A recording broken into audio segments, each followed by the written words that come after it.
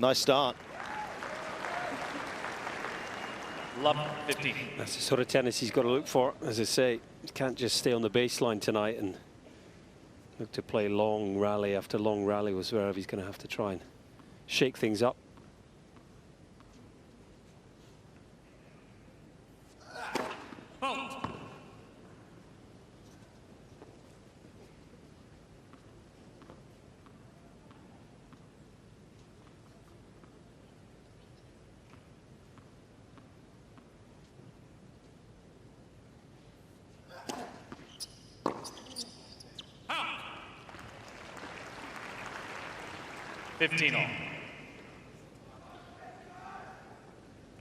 John Millman courtside, I believe. Have you sorted your IT problems out?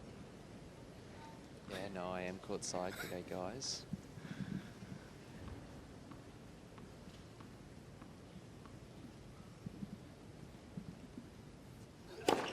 One thing, John, that Sasha doesn't need to sort out is his first serve percentage, regularly at 70% plus.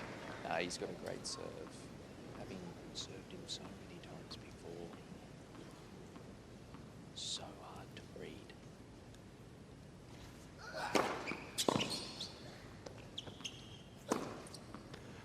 And I have to say, guys, they've just closed the roof. I was here just before play, and that roof was open. It was about 5 degrees cooler. It was about 5 degrees cooler, and the wind was crazy.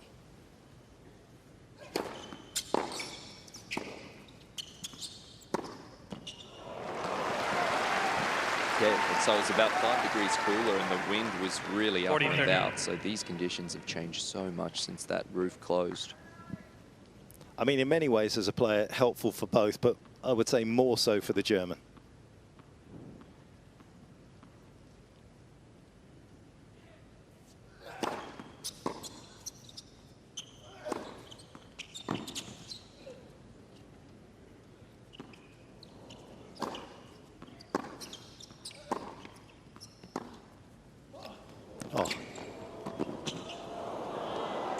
Oh, Pedro's counter play. Well, he opened his box of tricks there.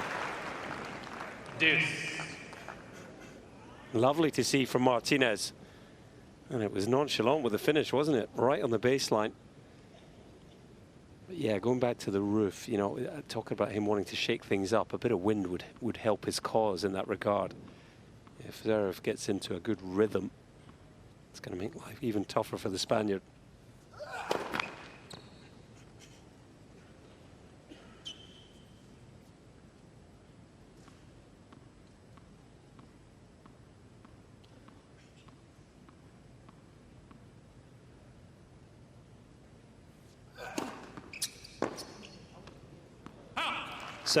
Second serve that he's just missed off the return. Advantage, Zverev. Crucial you take advantage of that if you can.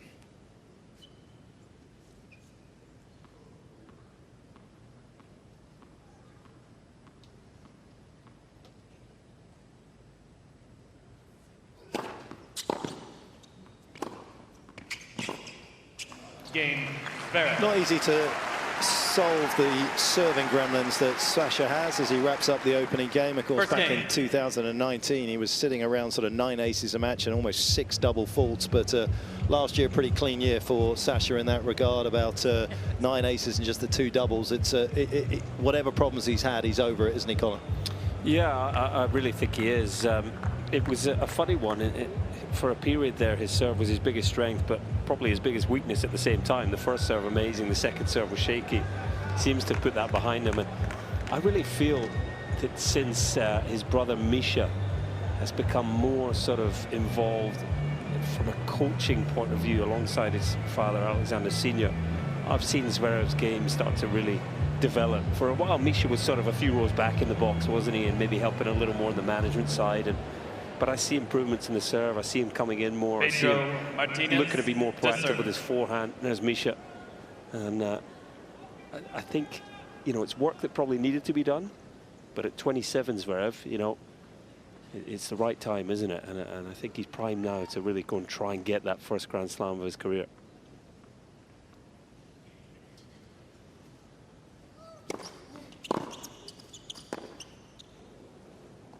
Let's dig in a little bit to the racket change. Of course, he was using the Pro Stock version of the 2019 Gravity Pro Head TGT. He's now using the Gravity Tour 100. I believe the specs are exactly the same, but one of the big differences here is the beam width. The initial racket he was using at the back end of last year is a pretty thin 20 mils. This one is a slightly more beefed up version.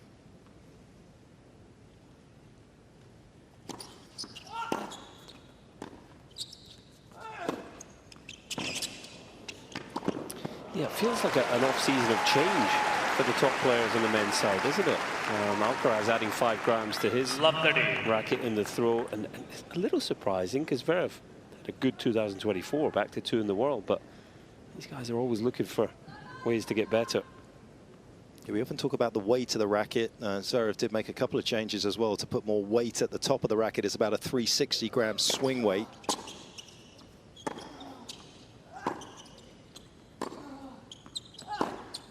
That is on rails.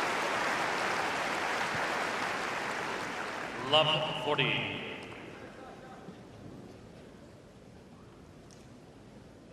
Well, it strikes like this that Zverev can bring to the court, and maybe that he's looking for more of with the beefed up racket.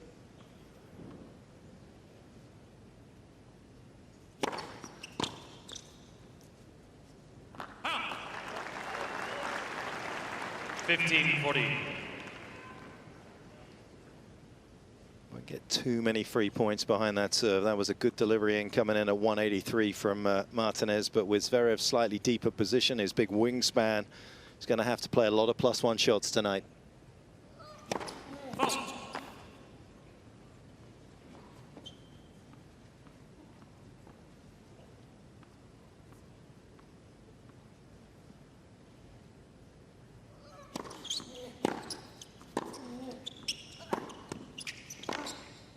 That's a quick start. John, what's your take on the racket? Look, the word is around the locker room that players are trying to find more power. These younger guys are coming onto the tour. The court conditions have slowed down significantly. And this young power that's come onto the tour with your Jannik Sinners, your Carlos Alcarazes, your Fonsecas that we saw last night, these older guys are trying to find ways to inject more power into their game. And so far, so good for Alexander Zverev. His ball weight has been immense so far to start this match.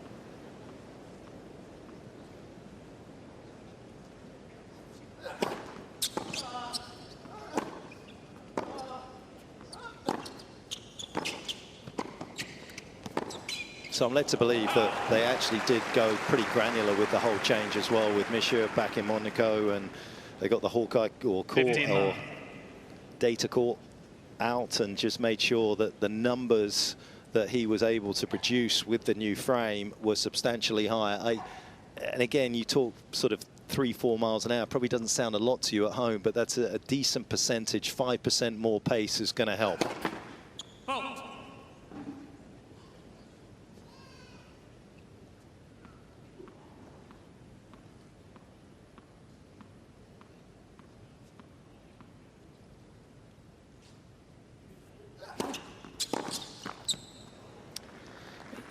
And that's something that in tennis, I actually think as a sport, we're a little bit behind in that regard when it comes to equipment and actually using data.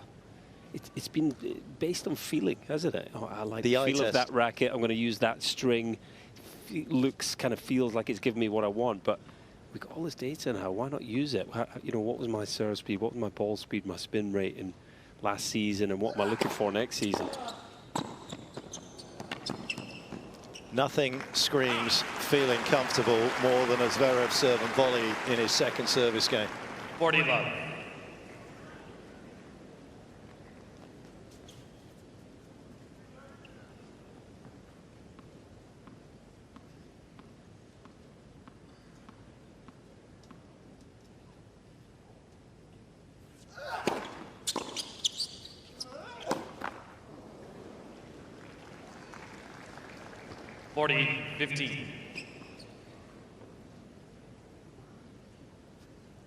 His brother on the right, dad on the left.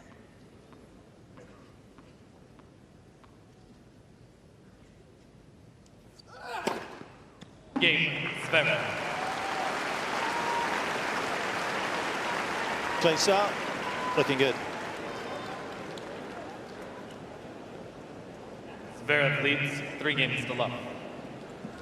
Just wanting something brought over to him. I think this might actually be his little diabetes 1 bag that is getting brought out here, of course. Something that he has to monitor throughout the course of a match and his day. It's pretty remarkable effort from him, Colin, that he's been able to become such an elite athlete with this situation that he has to, as I say, manage. Yeah, I can still remember when he was sort of, how long ago would it be? I want to say maybe 3 years? Yeah, I was going to say maybe 3-4 years when he's looking in the bag and people thought, what's he doing? Has he got a phone? Is he communicating? And it's obviously the device to check the blood sugar levels, and he's had to manage it his whole life. It's incredible. And something that doesn't get spoken about a lot. There's a lot of charitable work for diabetes around the world as well. So credit to Alexander for that. Time.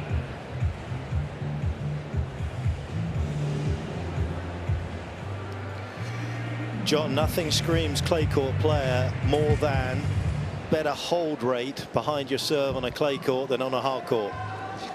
Yeah, not serve +1 on the clay, that's for sure. And this is what this is the dilemma he faces, because the way he wins his points is by structuring them, grinding out, you know, 1, 2, 3, 4, 5 ball rallies. But Zverev's got that sheer power on the hard courts, and this surface allows him to do so much more than it does Pedro. Yeah, 69% hold rate on a hard court, 75 when he gets on the clay. Nearly every other player is the other way round, including Rafa.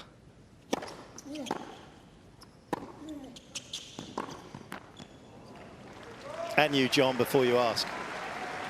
Thank goodness. Didn't win a game at Roland Garros.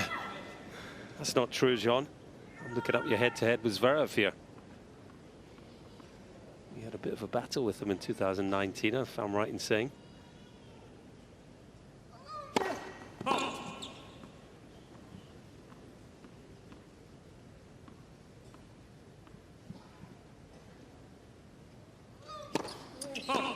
No, I did.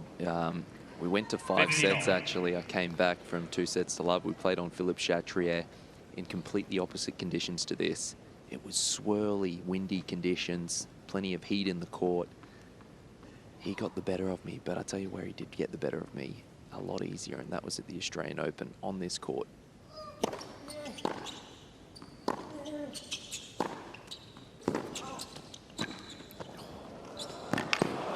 It's so neat. It is something they've worked on, apart from the extra pace, the consistent extra pace off the ground coming forward. 15-30. And what I'll say, when I played Alexander Zverev on Rod Laver Arena, it was the end he is at now that I found him extremely difficult to deal with. The court actually slopes, so Alexander Zverev is higher right now than Pedro Martinez.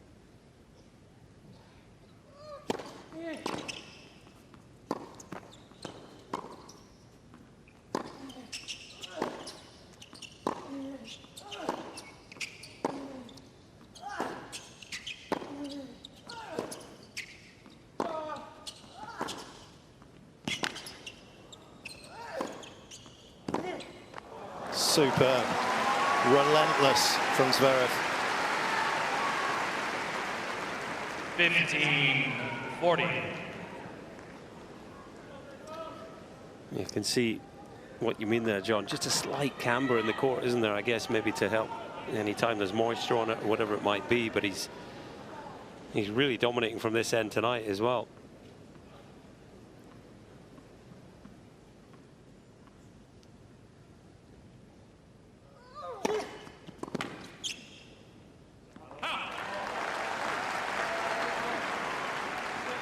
$30-40.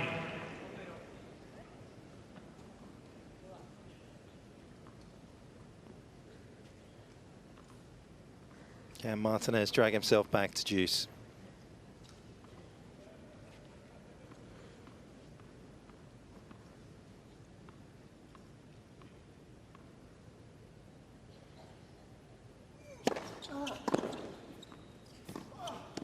Perfect.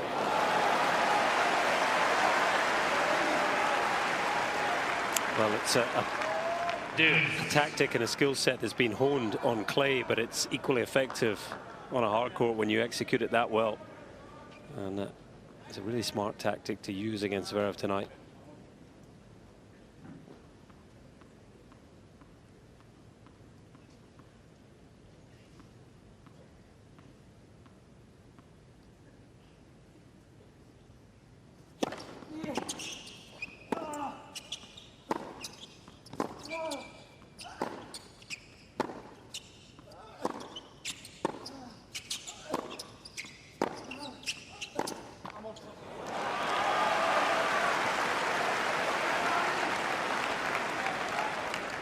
Advantage.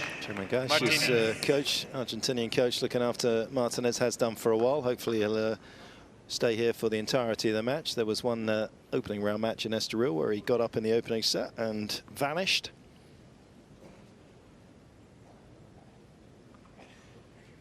Not something that Pedro at the time was willing to elaborate on.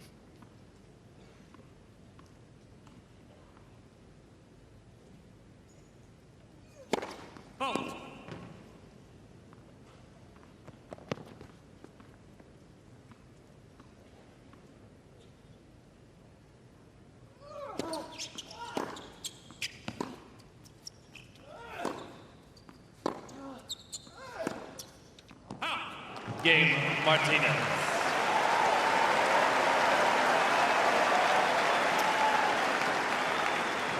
Good hole, given the fact that he had to save those break points. 3 games to 1. Bit of a settler. There's David Ferrer, Spanish Davis Cup captain.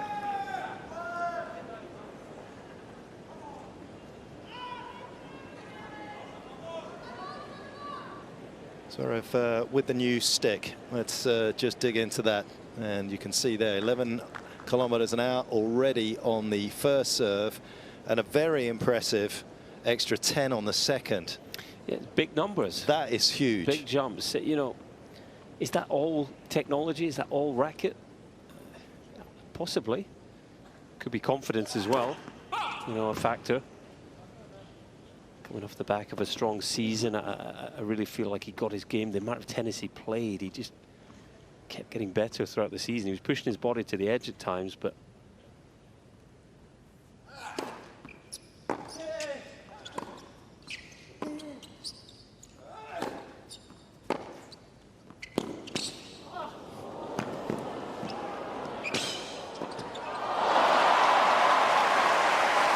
great exchange.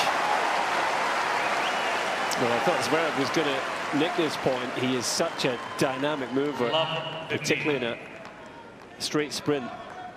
But when he got to this backhand, Zverev, this one coming here, just didn't do much with it. Left it hanging a little. Good little fake from Martinez, though. He's got his dancing shoes on. Just going back to those serve speeds, with it, you know, let's call it a combination of the racket doing most of it, bit of confidence. They are significant jumps in the numbers. Let's. First serve.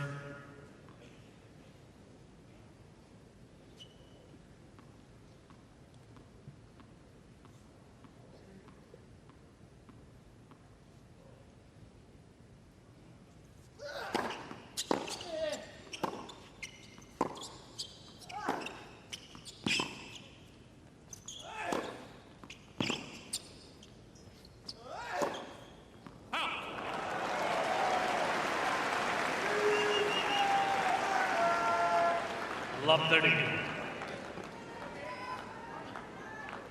Martinez with some great length there. Just didn't get anything short of a length to work on. Zverev, some good work from the German to get his forehand into play in the backhand corner.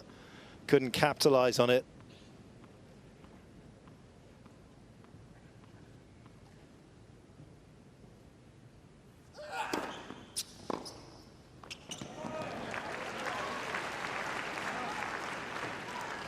$15, 30.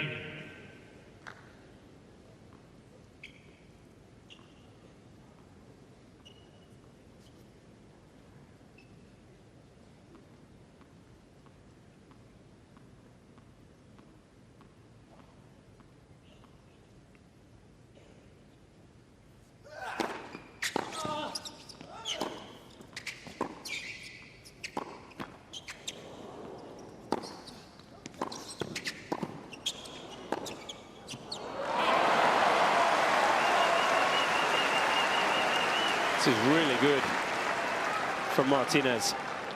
15, He's come out with 40. a plan here to go after it. For me, he's approaching this match in the right way, and could you see he's really rushing Zverev for time. He's getting him off balance. He's got himself a couple of breakback points here.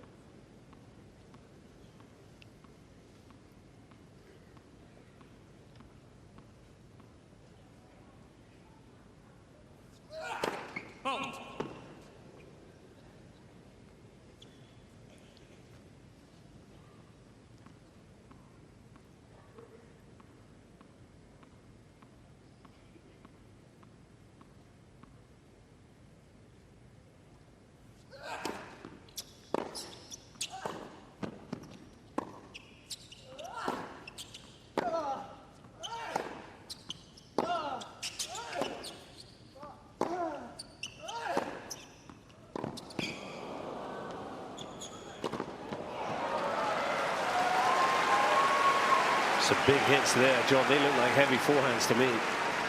Yeah, he's very confident on that forehand wing at the moment. 40. There was a change-up ball that Pedro Martinez did mid-rally there where he tried to loop up to the Zverev backhand, and Zverev was so proactive on that side. It's so hard to beat him with height there.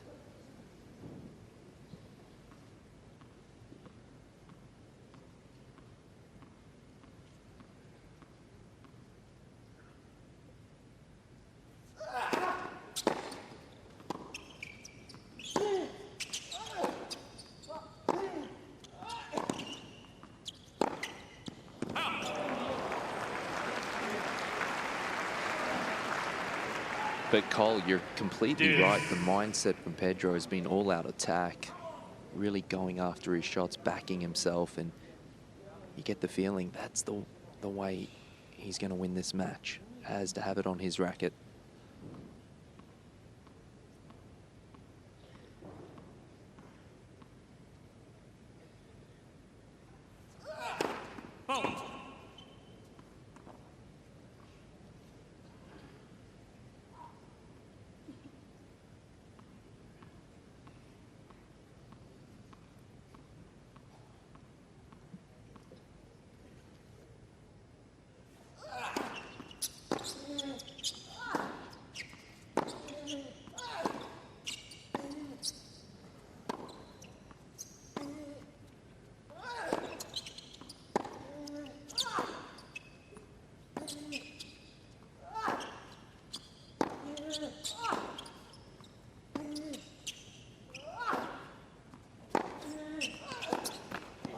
Rattling through the repertoire of shots is Martinez.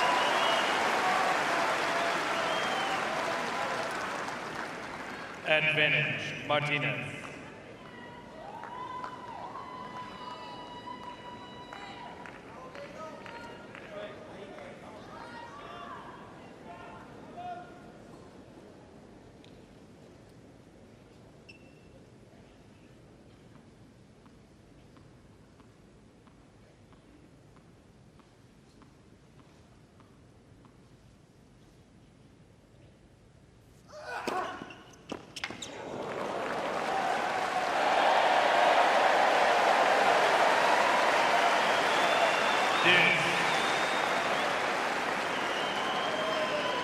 You don't sit in those seats if you can't catch.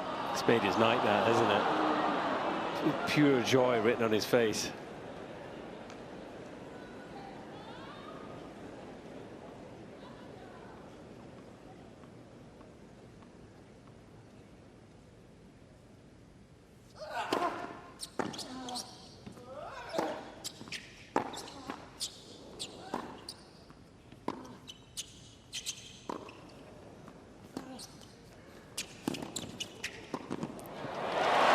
Carved the court open with that short slice for a second time. And Petch, Advantage. with that short slice, I thought Roger Federer retired a few years ago. You saw a few of those out here, didn't you, Johnny? Yeah, I didn't like digging them out, but he's got such control early on with that shot. It's exactly the player I thought of, John, when I saw that sort of combination of shots. It's giving me nightmares.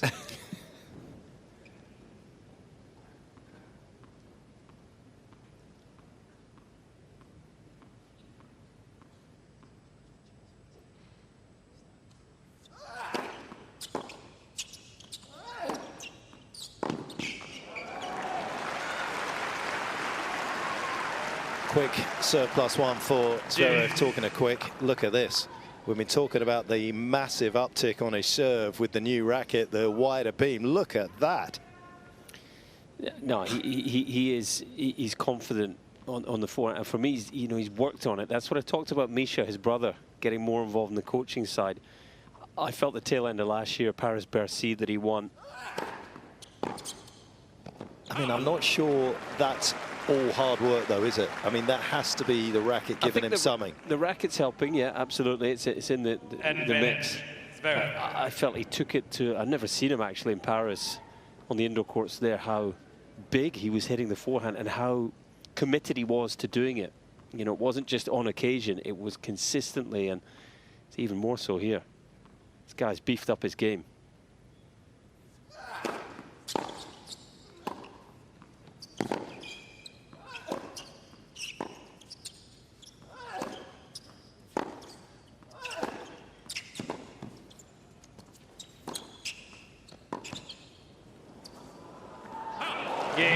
What a tussle. Just under 10 minutes of hard work. That's the interest that he's earned. A 4-1 lead. Zverev leads 4-1.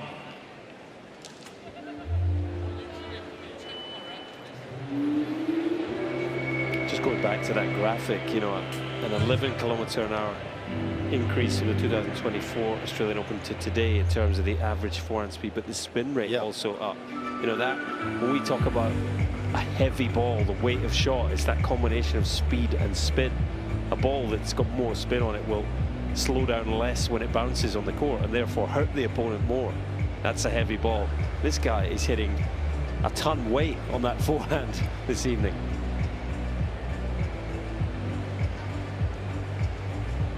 And Cole, it also gives you more control. People might think it's a bit counterintuitive. You might think that if you hit it a bit softer, you have more control, but actually you don't. It's the reverse. Using that spin to cover the ball, he actually has greater control.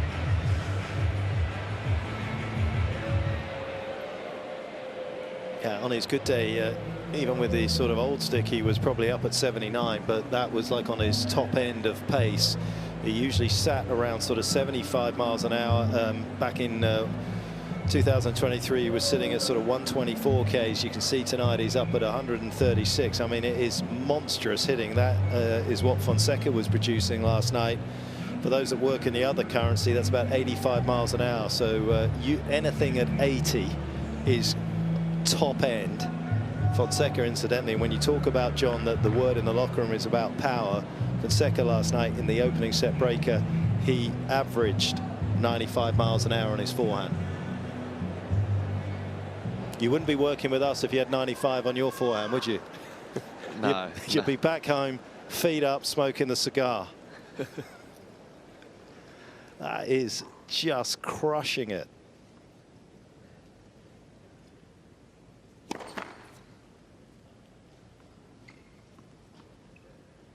I was a bit disappointed he said no. I mean, surely he'd want to work with us anyway. He's an honest guy, John. I respect it.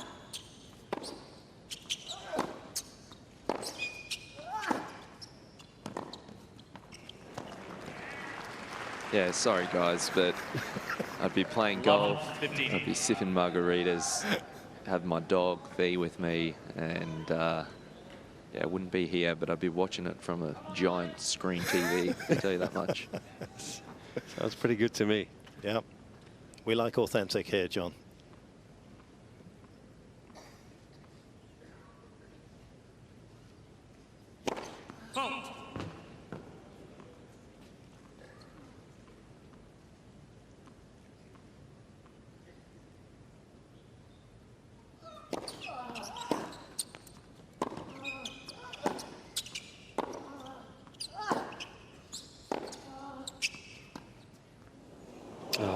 Change up there. Zverev's turn to rock the boat. Love 30. It's a real mental challenge here for Pedro Martinez because, well, in my mind, he's actually played pretty well here in terms of his sort of level on a hard court. He's tried things tactically. He's executed them pretty well and still finds himself down 1-4, love 30. You've got to just try and stay positive. You've got to dig your heels in. try and get through this service game. That's not going to help, that volley. It's actually tough to say. It sounds so counterintuitive when you know how good Zverev's backhand is on the return. But when you serve and volley to the forehand, because of the heavily spun shot, even without the new racket, it ends up being on your shoelaces more often than not. You're defending with the first volley. The backhand is long and flat. Game, Zverev. But the problems are coming thick and fast for Martinez now. 5-1. 5-1. Can't fault, though, the strategy. He's already rolled through sort of plan A, B, and C. I know plan A is usually the best one for all tennis players, but the backup plan has been seen, and it's been seen off.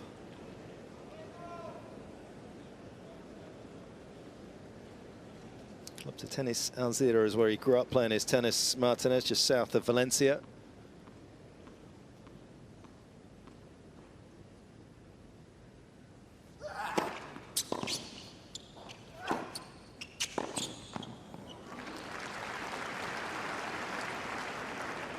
He won the Challenger. You mentioned it earlier. Well, but he won a Challenger Valencia in October.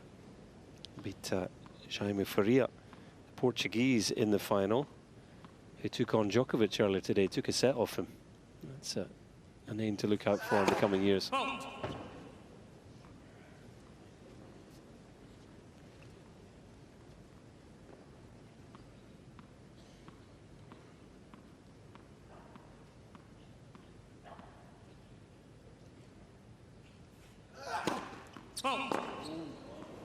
Yeah, delighted for Jaime that he's making his name for his tennis on the court today rather than the racket throw that he had in the doubles a couple of years ago. Nearly took his opponent's head off. It was, yeah, if you haven't seen it on YouTube, you can go and have a look. But it was an accident, but yeah, it was, wasn't his finest moment.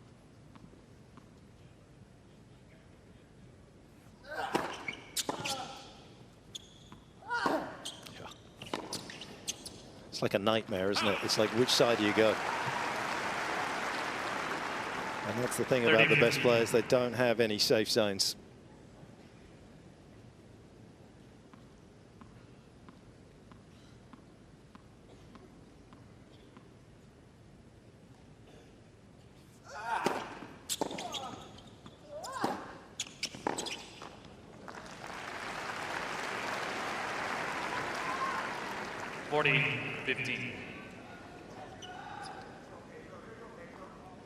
Average pace, 204 Ks, 75% of his first serves, finding the target, which is why we find ourselves at 6-1 in the opening set.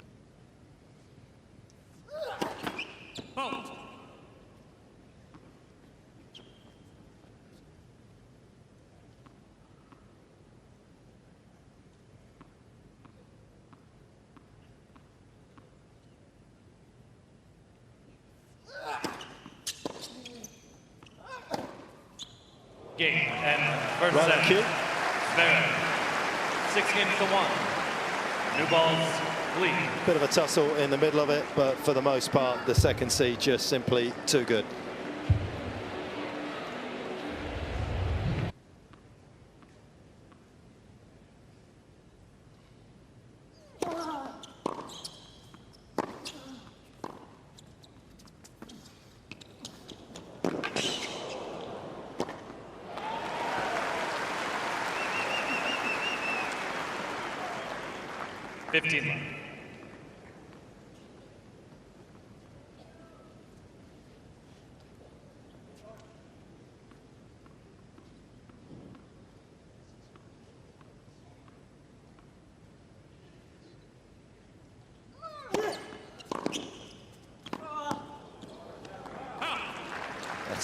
That's that long length on the return that is absolutely lethal from Sasha. Don't often get that with the forehand. It's much more of a rainbow-shaped return.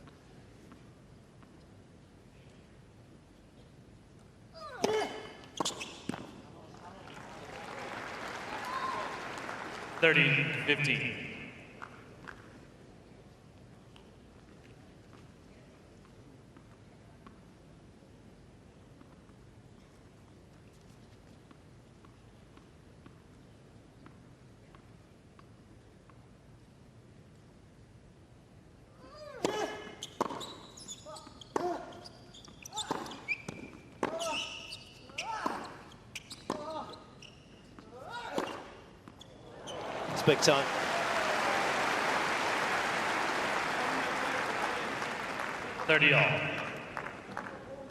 And he has the luxury of the lead and also the significant pace differential. 6 Ks off the backhand and 12 off the forehand. That 136 number has stayed sustained throughout the course of this match.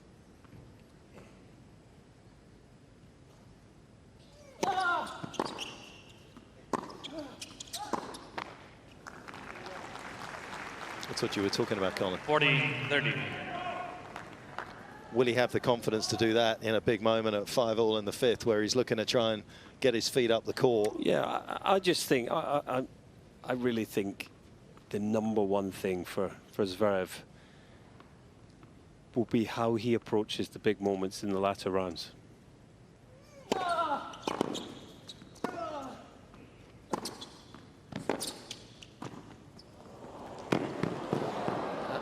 And I completely understand, your point is sometimes you have to defend, sometimes you have to sort of dig the trenches and make, but, the racket change, the hard work with Jez Green, that will be relevant, but, hitting the forehand more, etc., etc. I just feel it'll all go out the window if in the big moments he just starts pushing the ball in the court.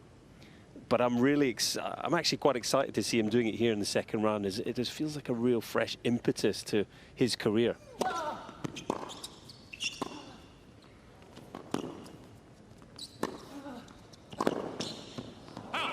Good pressure from Martinez into that forehand side. Credit to him. Advantage, Martinez. But Costa, just to the right of Martinez's coach, former world #6, of course, French Open champion back in 2002. TD of the Davis Cup these days.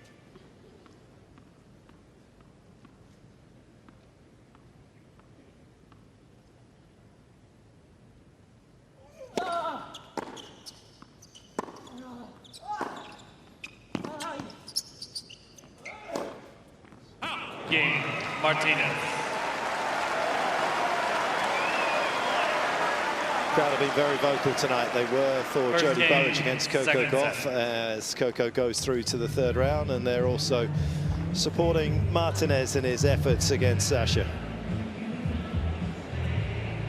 Quick pop quiz for you guys. Here we go. He finished last year at world #2. Tsitsipas back in 2021 was 5 matches away. They were pretty tough 5 matches, to be fair, at the Tour Finals from finishing world #1. And if Steph had done that, he would have been the first man to have finished year-end world #1 without winning a major since.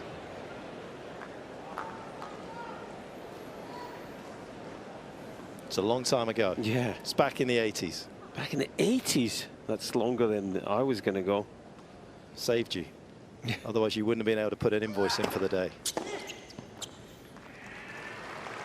Still think I'm capable of getting this wrong.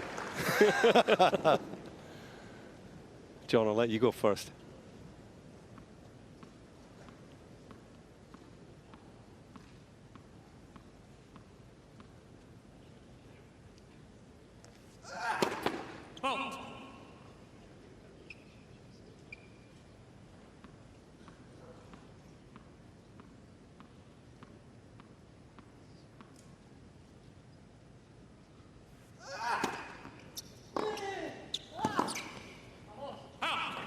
No, I'm battling here, Cole.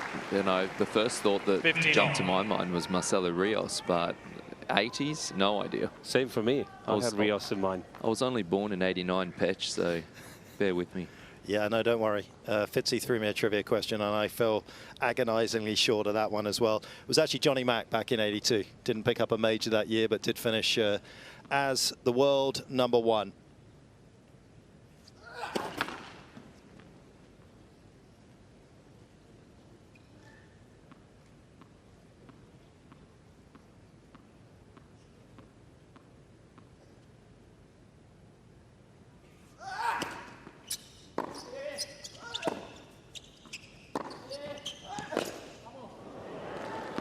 Which is the way it should be.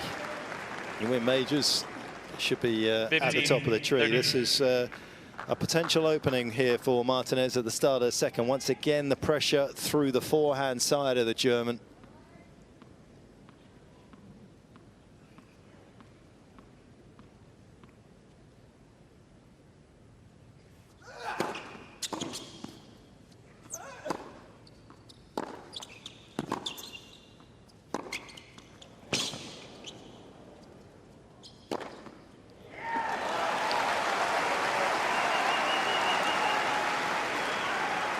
It's a great point from Martinez. The two 40. attacks down the line. It's almost unplayable when you execute that well. See if Zverev can dig himself out of another hole, though.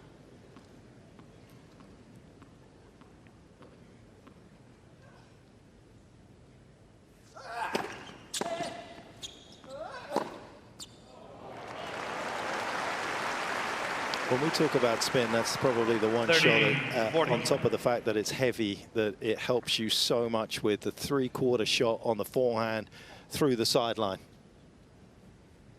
Just allows you to access a shorter part of the court. That is beautiful.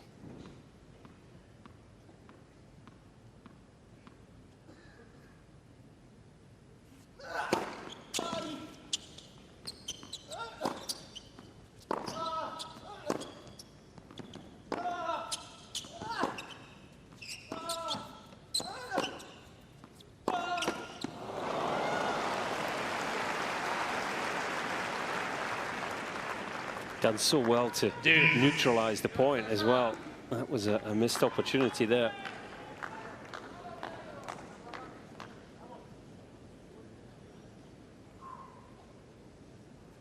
All from 6 break points now, Martinez. He has created a few chances.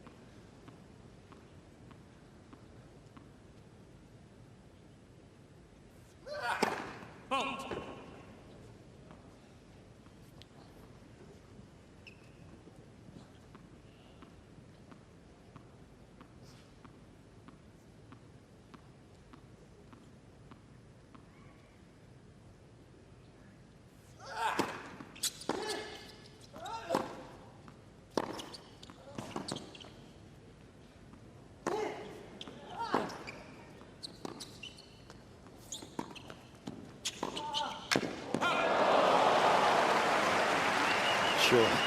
Zverev with one of those balls in the middle of that rally that would have been called out in the juniors. Advantage. Zverev. We won't get a replay of that, but that must have been a millimetre in. Yeah, Martinez was having a glance down at the baseline.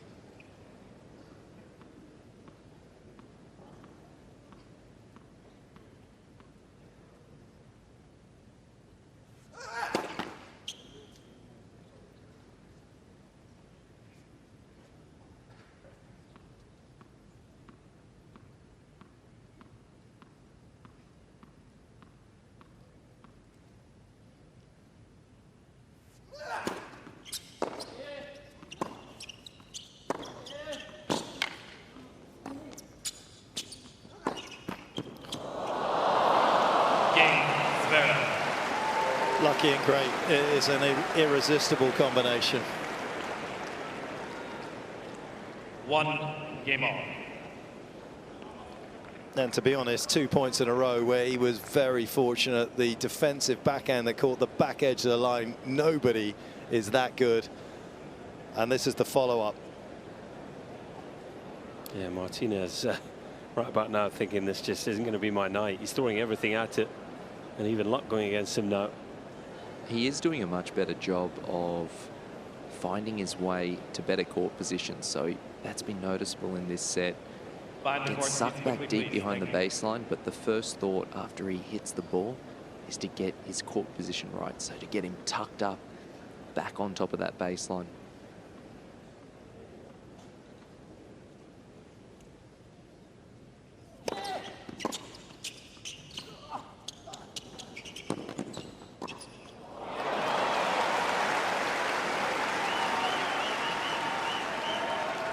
Set up to hit that forehand like Federer and then executed it like me. He had so much time, almost too much time. I'm not sure if he just wasn't looking at Martinez and not the ball.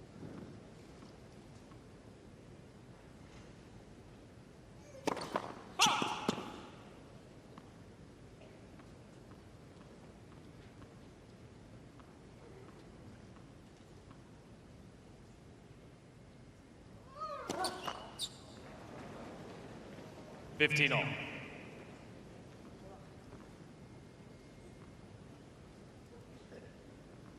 Bit of a code red situation here for Martinez after the last game. So agonizingly close again to a break of the Zverev serve.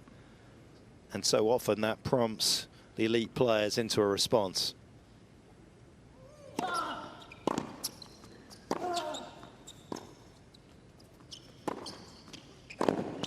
Touch. Not only did he touch it, but it landed in.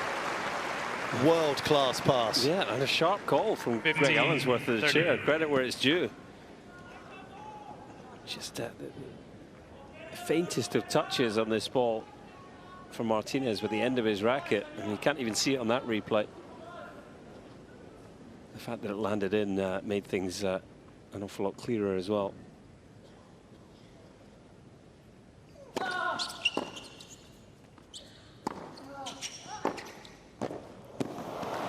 He's in Flinders Street hitting passing shots.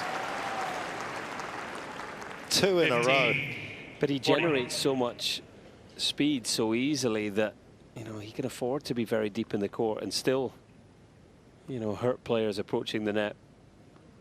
2 brilliant passes, the last 2 points.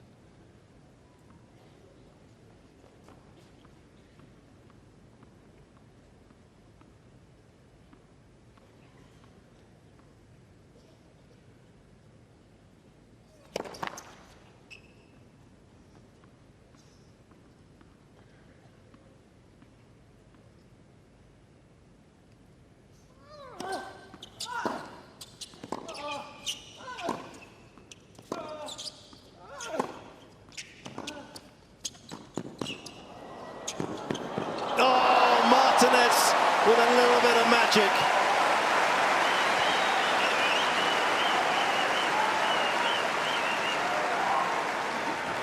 That was brilliant. I was ready to praise Zverev for the proactive play to break serve, but Martinez was having none of it. What a hustle that is. And acknowledged by Zverev.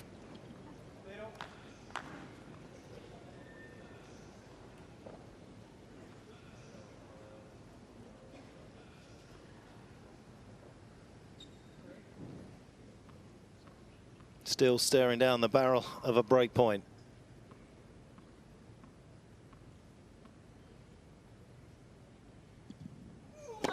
Let's. First serve.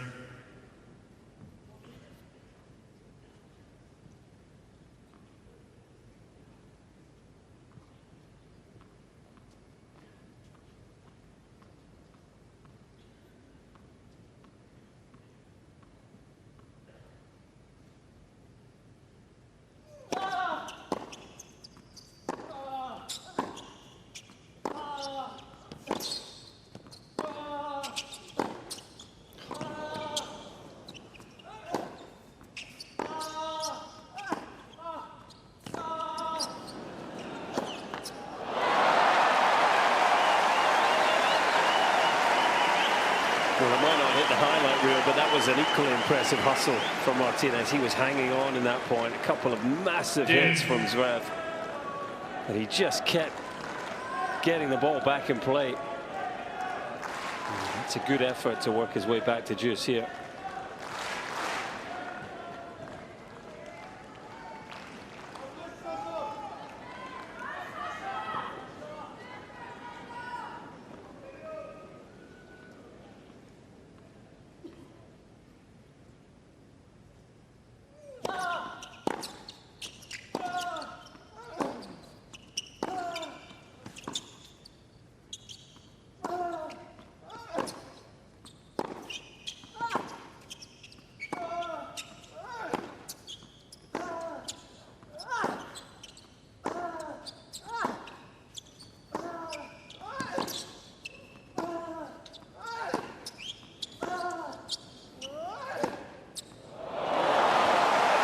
Bit of art to finish off the rally after the physicality. Brutal stuff. Yeah, just straight back to work, Zverev, and this time able to finish the job. Just look at the ball speeds here. 157, it comes back. 164, can't touch that one.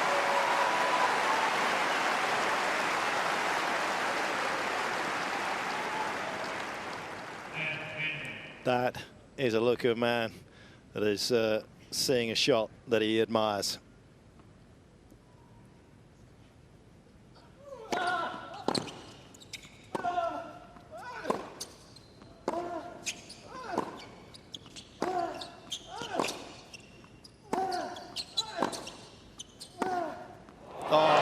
Right back at you.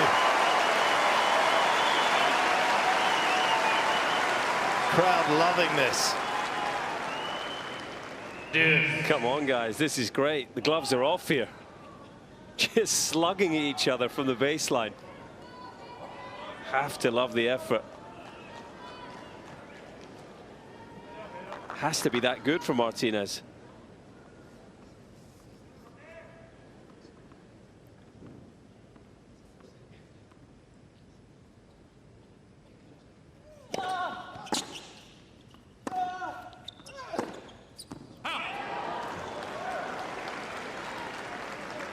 Advantage, Martinez.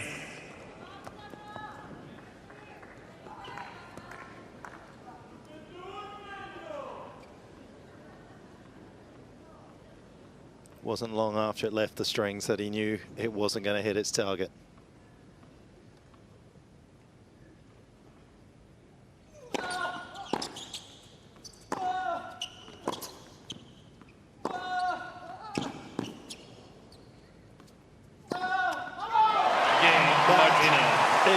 Magnificent. Martinez with a absolutely monster hold of serve. 2-1. Martinez leads 2-1. That is John Millman tennis at its absolute finest, isn't it? That's when we showcase the best of it right there. Yeah, it's digging deep, isn't it? And he really started to use the crowd. The crowd here are making a slight difference because they want more play out here on Rod Laver Arena. So it felt like in those last couple of games they picked their charge, and that charge was Pedro Martinez. And he really injected a little more energy in those two games. As we know, over the course of best-of-5 set matches, you have to pick and choose when you inject that added intensity, and he decided to do so just then. One of those little moments is going to be interesting to see from Zverev's point of view. Does he, and I'm sure he will, keep unloading on that forward side, but a couple that just missed their target for the first time tonight.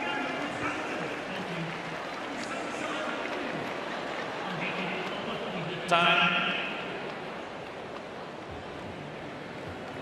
Everybody quite happy for the sit down, the change of ends, just to take a breather after that. An exhale game if you're a Pedro Martinez fan.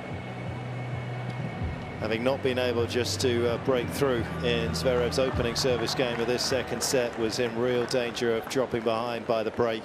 Salvaged the situation.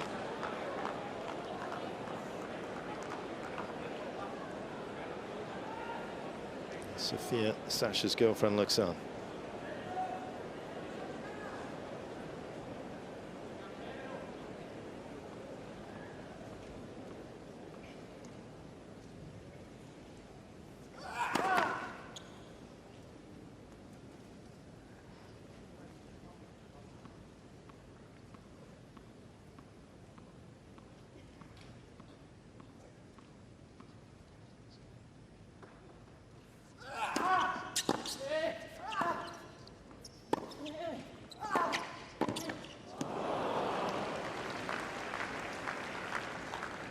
Love.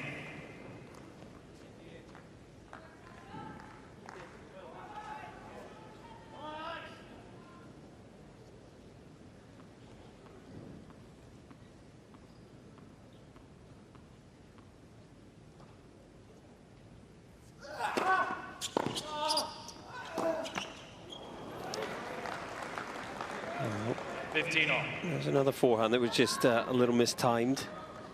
Tame into the net.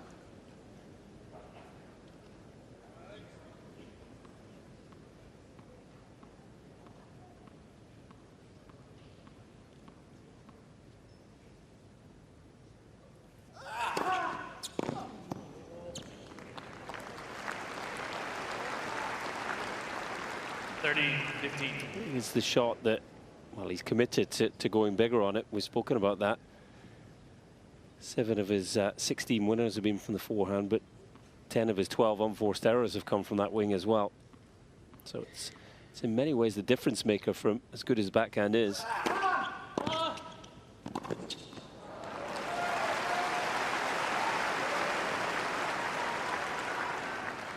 (40-15).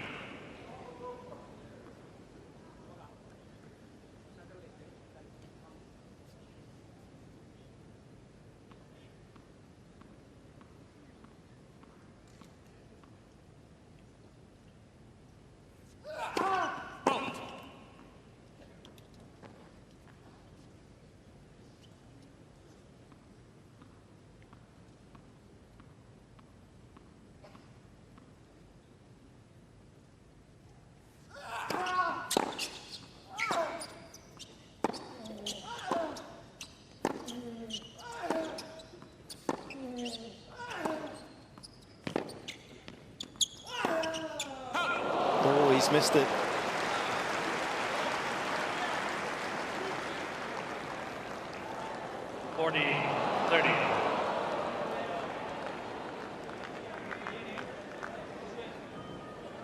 Couldn't resist going for something special there. He wanted to paint the line. He didn't miss by much.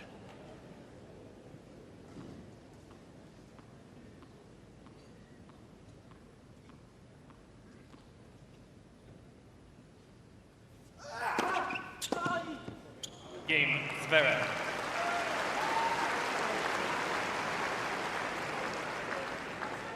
Two games on. Working man's hold once again for Sasha.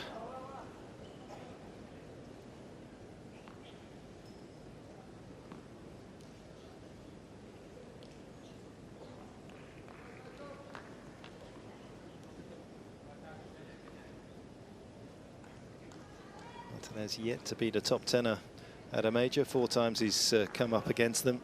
Medvedev, Tsitsipas a couple of times against Rublev, picked up just the 1 set. That was against Rublev at the US Open back in 2021.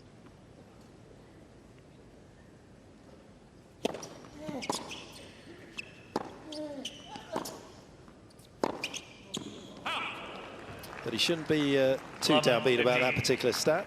Sasha was 0 for 11 against top tenors at the start of his career at Grand Slam level. Actually, one of the wildest stats really for Sasha when you actually look at his kind of record, which has improved obviously since he beat Alcaraz at Roland Garros in 2022. Not just his first top 10 win at a major, but his first top 5. Now sits at 4-16.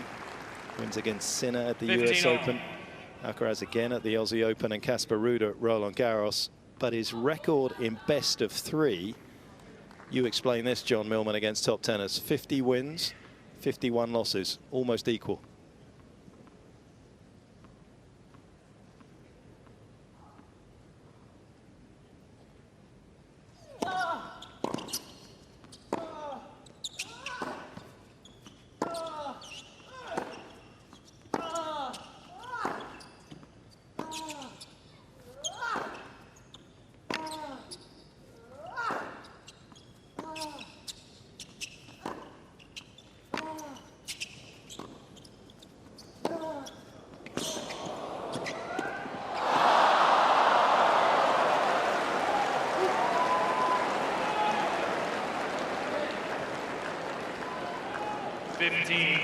I'll get back to that, Petch. You got a feel for Pedro Martinez there. I really like the way he's adding a bit of variation with his backhand slice, because anything that's set up tonight, Zverev has been looking to be really proactive with. So that injection of the backhand slice was used to great effect there.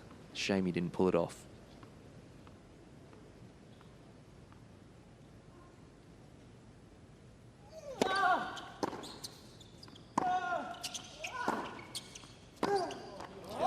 That was a beautiful return from Sasha. 15-40. Frustration for Martinez that the overhead in the previous point looking costly. He's working so hard to stay in this. It just feels like he might be hanging by a thread here.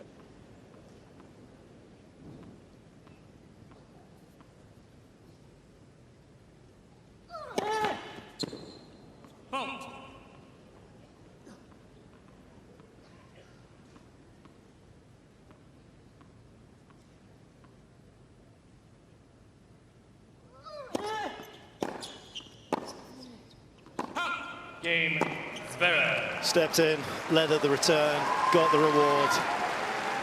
He was on the brink earlier in this set of getting the break. He's got it now, 3-2. 3 games to 2.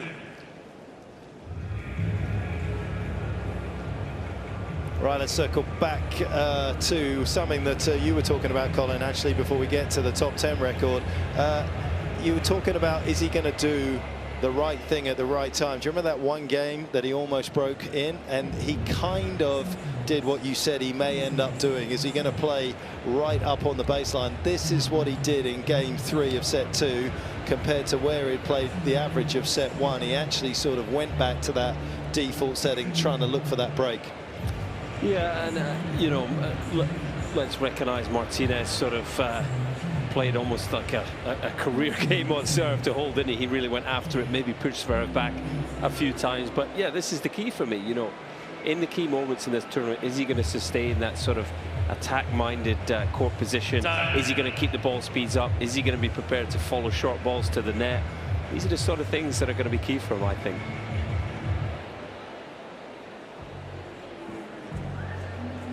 Sasha with the break. And John, you had a bit of time to think about Sasha's record against top tenors. Why over the shorter version is it so much more successful than over the best of 5? Yeah, look, I feel like with Sasha Zverev, he has a big game and he can sustain a level for so long in yesteryear. Hopefully this is the new and improved version. He can land 1-2 punches very quickly, and in the best of 3 set format, this is a hugely effective tactic.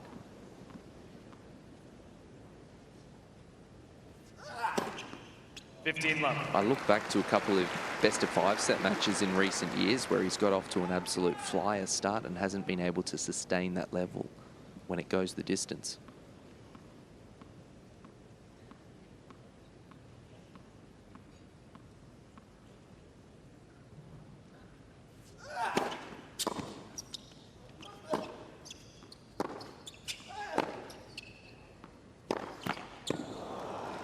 And there could be multiple reasons for that, but one that doesn't get talked about all that often is his diabetes problem.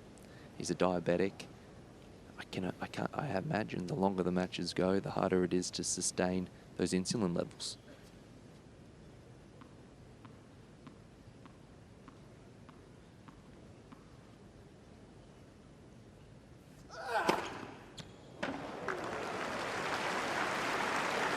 And the last thing I'll say on that, which kind of pays into the way Cole was talking, for my mind, finishing the points quicker with an aggressive mindset.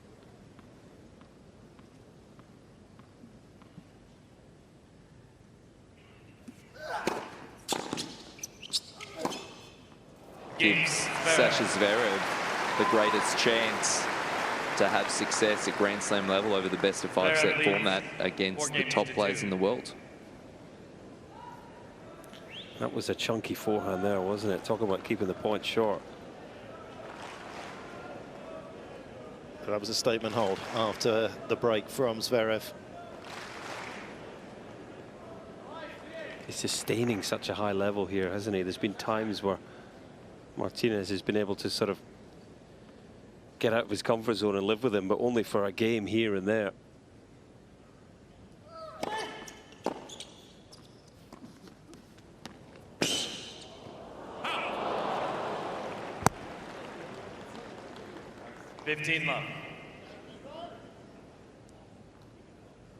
All players are pretty much understudies to perfection, even Zverev on a night like this. A couple of times the disappointment very evident on the German's face.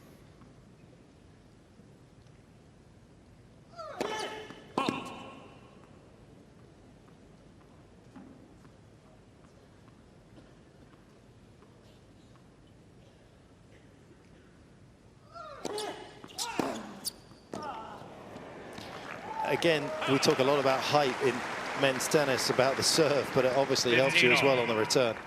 Trying to put that kicker in. Yeah, that was a devastating return. I mean, it's not a great serve. You know, it is a weakness in the Martinez game. You can see the speed just flash up 135 kilometers an hour. He's 2 from 10 second serve points won in the match. But what's a hit from Zverev. It's very mechanical, this service motion, isn't it? Yeah, it's quite muscular. It almost looks like there's a little bit of a sort of hitch in the back. You watch the back elbow.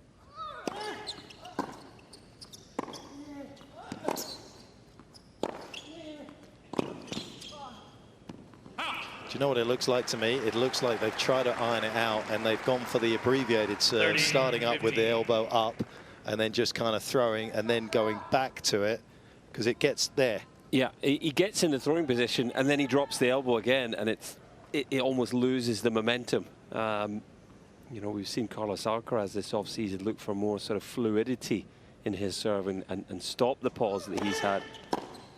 Certainly working for him today. He was in very good form in his win over Nishioka and a host of aces. I need to look up the number. I've got 14 in mind. I think he was serving great.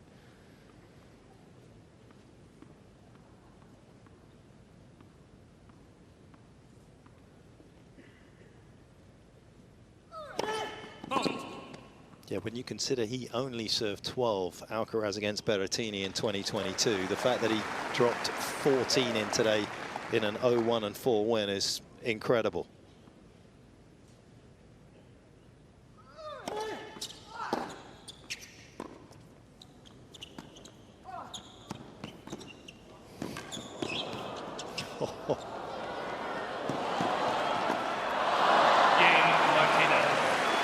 That is a frozen dog from Zverev. I'm not even sure that got airborne for a second, did it? 4 games. Martinez pulls to within 1 game, 3-4.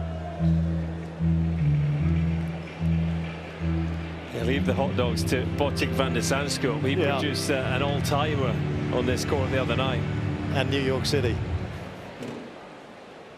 That shot I was actually courtside in the bunker for, and it was ridiculous, that Botte van der Sandskog bullet.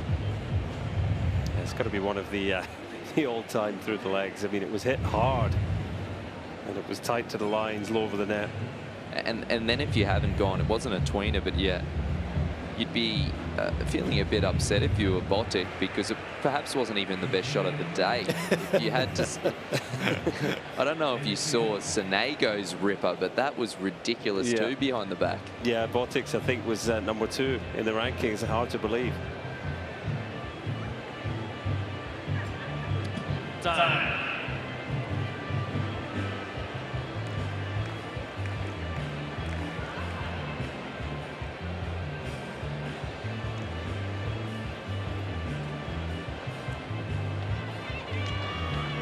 Fair bit of endeavour from Zverev to keep his lead in this second set. It's been an attractive set of tennis between these two.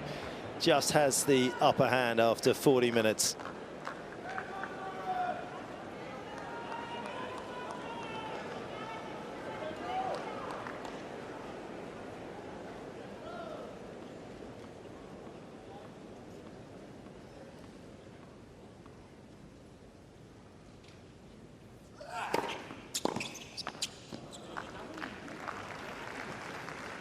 Love.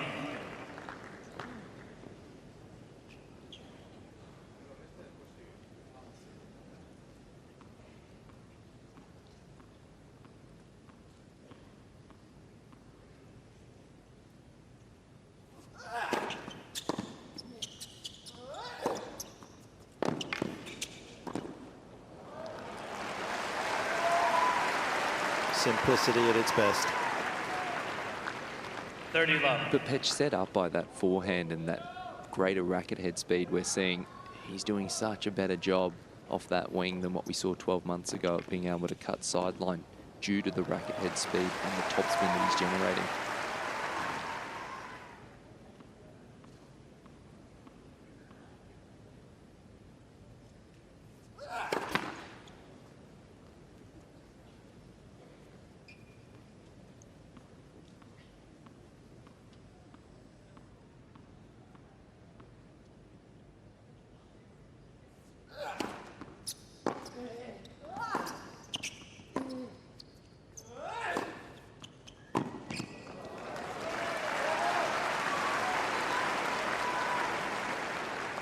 40 love.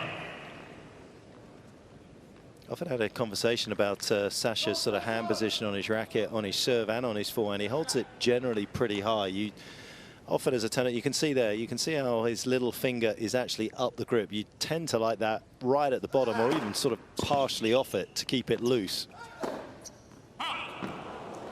And that's what's beautiful about all sports, because there are solutions out there, and it doesn't mean that you have to do it the way that you're told, but obviously the racket and the mindset that he now has generated that greater pace on the forehand.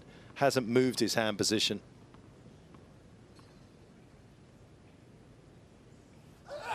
Shouldn't really see any grip there, as you could see on the setup. Yeah, it is fairly unique. Players would hold the racket a little further down.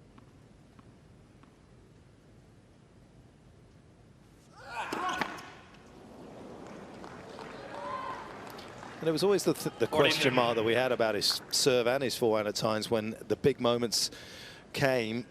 When you hold it up, you grip tighter. It's just a fact.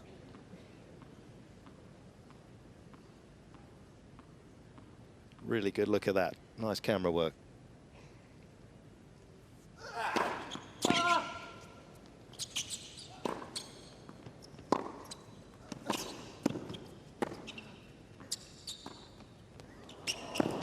Game, Zverev. Well, that might have just caught a faint thermal to keep it above the net. That was absolutely perfectly judged. Zverev leads 5-3.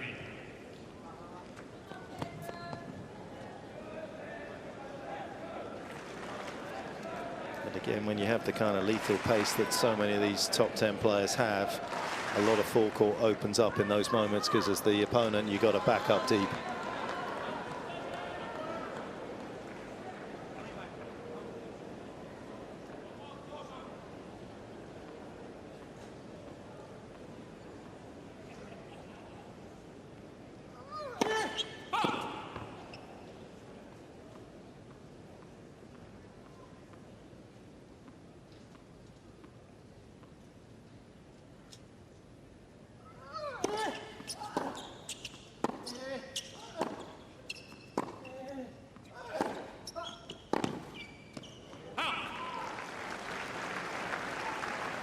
Love 15.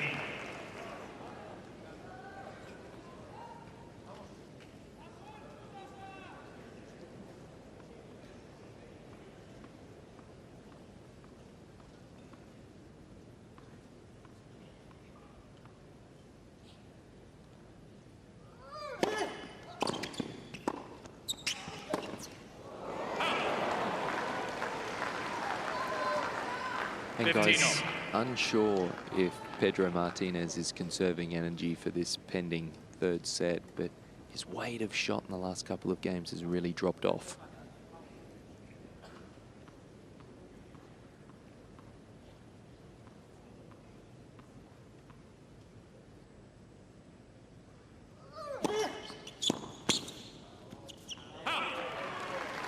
Yeah, he took it to a level that 30-15. probably wouldn't normally produce early in this set, just to stay with Zverev. I think once Zverev got the break, sort of taking the wind out of his sails somewhat.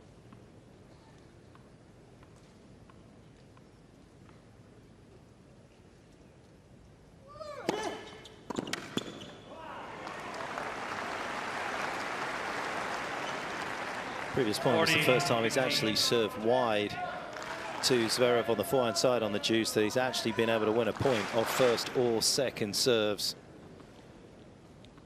A lot of time people believe you're going to harvest quite a few points out to the Zverev forehand. Not at the moment.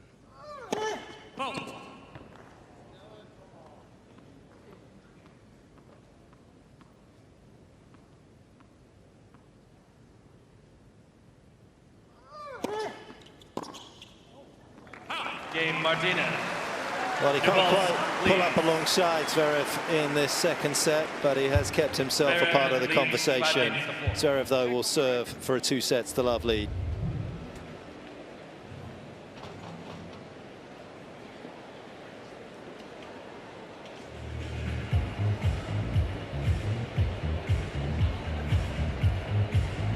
sort of set tennis that's right out of the Spanish DNA, isn't it? Just suffer, do the best you can, accept your fate to some degree, but just keep yourself in amongst it, and you just never know what's going to come from the other side of the court at these kind of crucial moments. Feels unlikely that Zverev's going to hand the break back and give Martinez an opportunity, especially as John was saying, that maybe the pace has just dropped off from the Spaniard as well. And you definitely don't want to give the man in the far part of your picture there time on the ball. Yeah, it's in the Spanish tennis DNA, isn't it? Unconditional competitiveness, point after point. You never know where it might take you. Time.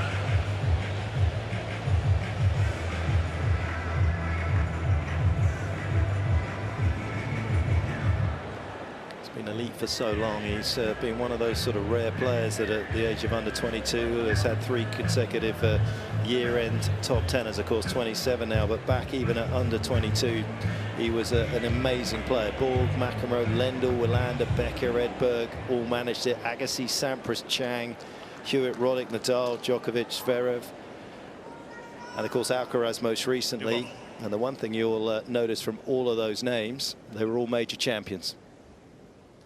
Is it in Sasha's future? Is it here in Melbourne?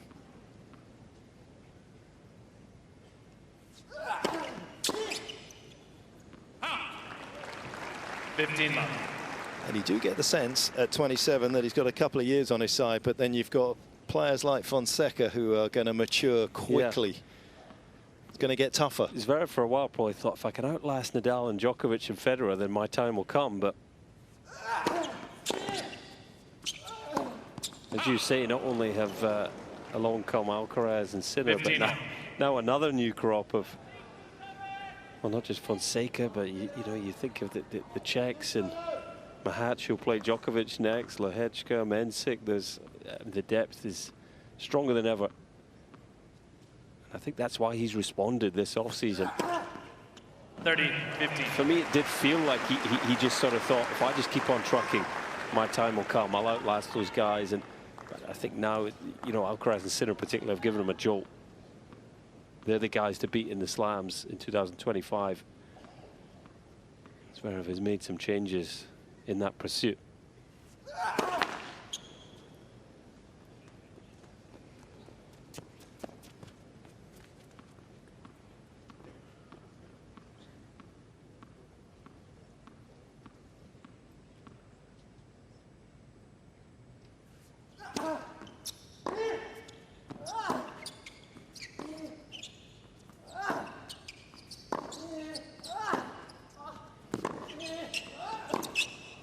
So good at linear tennis. Loves to hit his forehand down the line because that's the way he used to play in terms of getting the ball back to his backhand. 40, but now he's finishing with the down the line. And that compounds the problems for his opponents.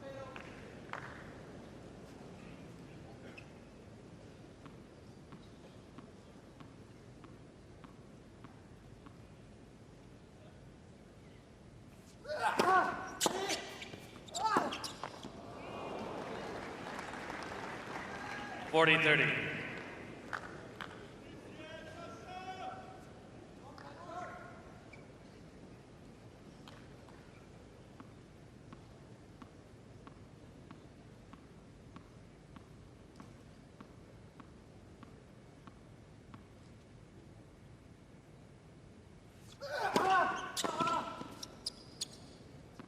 Game and second set. Zverev, 6 games to 4. 200K first serve since the second set for Zverev. Looking comfortable out here on the Rod Laver Arena.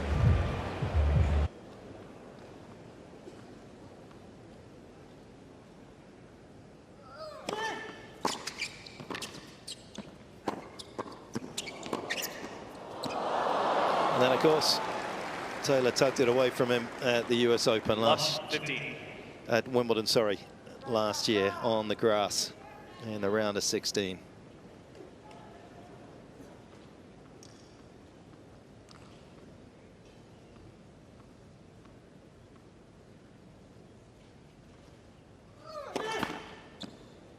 Let for serve.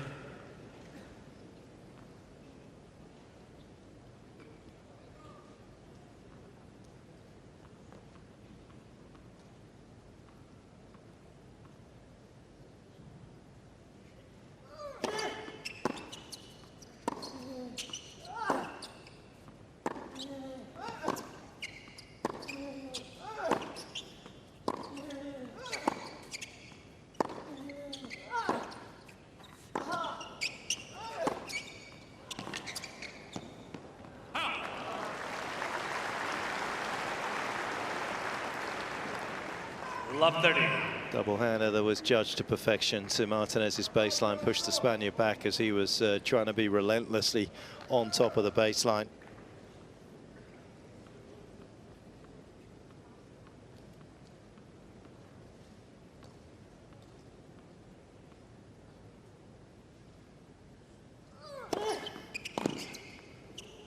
Ah. 15-30.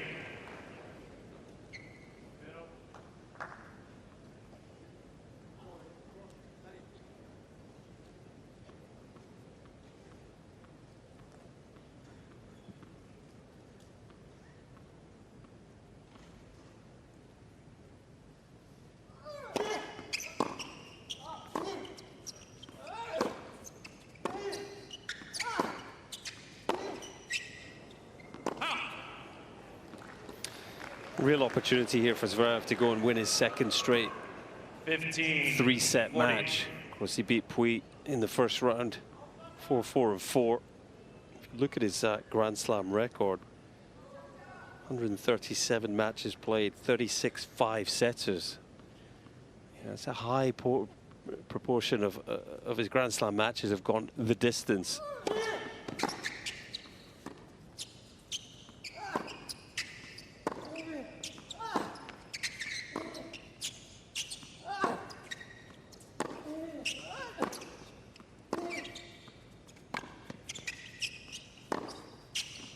Yeah, there was a wild percentage at the start of his career, wasn't there, that went to the distance, as you say, Colin, as first game, he breaks free at the start of this third set.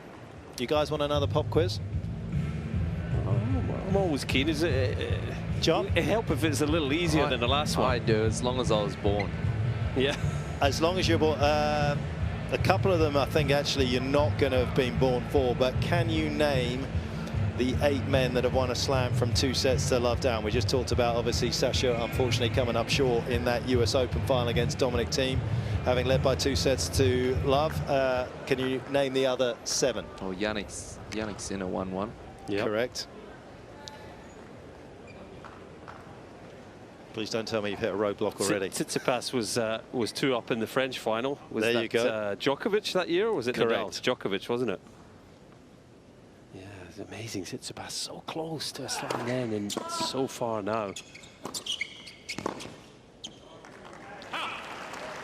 Which other players? I want to get the matches. I don't just want to throw names out there. Okay, 2022 here, guys. You can't forget that one.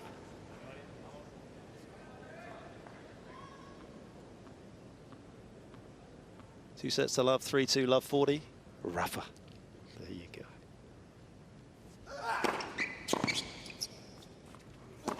Which felt the most impossible of them all, didn't it, as it was unfolding? 30 love. Obviously, Dominic Thiem. Yeah, we got that one. We got 4 at the French.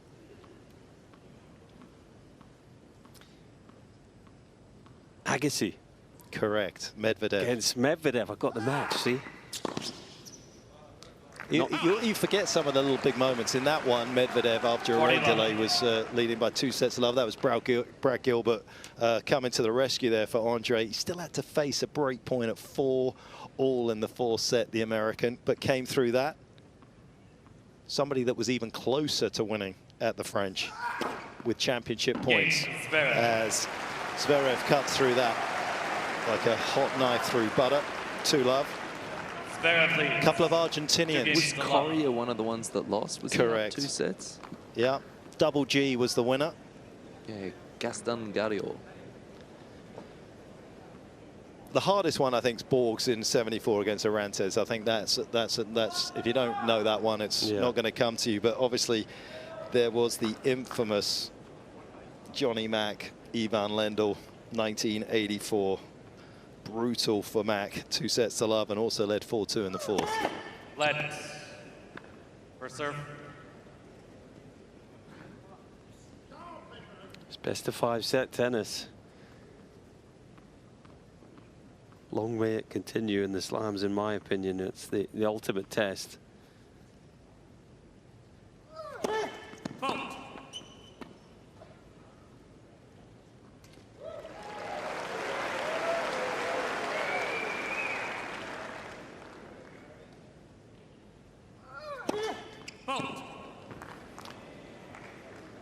Yeah, not only that, Colin, but obviously you've got the issue of starting at 11 o'clock in the day, or 11:30, or even at Wimbledon at 1:30. You put best of 3 in on all events, you're going to have some pretty quick days where you're going to be trying to fill these show courts with other matches. So for all of those that are shouting from the rooftops that best of 5 needs to go, you're going to need an entire schedule change to make things work. Yep.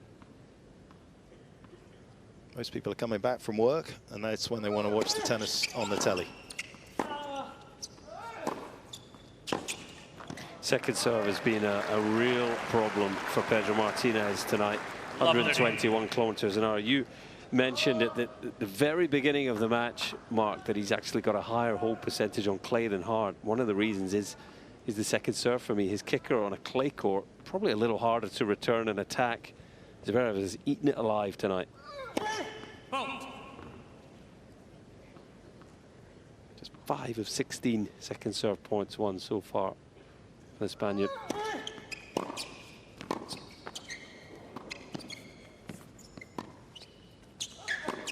And he did very well to survive that one. It was another return bludgeoned onto his baseline. 15-30.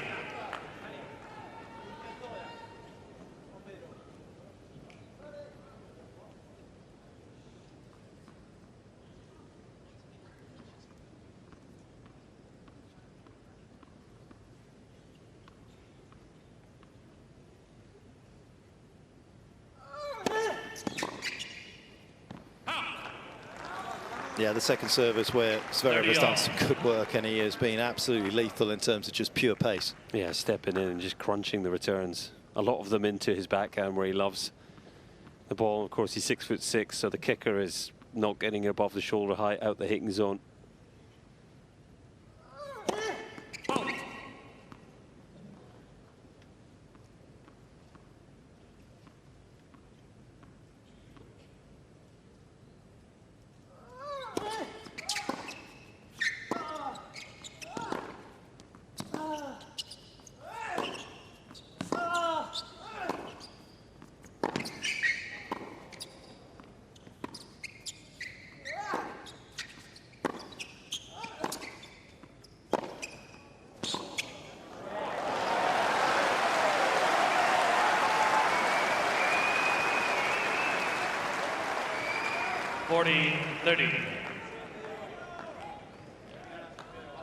And when you see those kind of numbers and you see the backhand, it just makes total sense why Novak works so hard on having a big second serve through the forehand side of a lot of these sort of players, these taller players, two-handers ripping those kick serves. And suddenly we saw him pumping in serves at 110 on the second serve into the forehand side. Juicing out.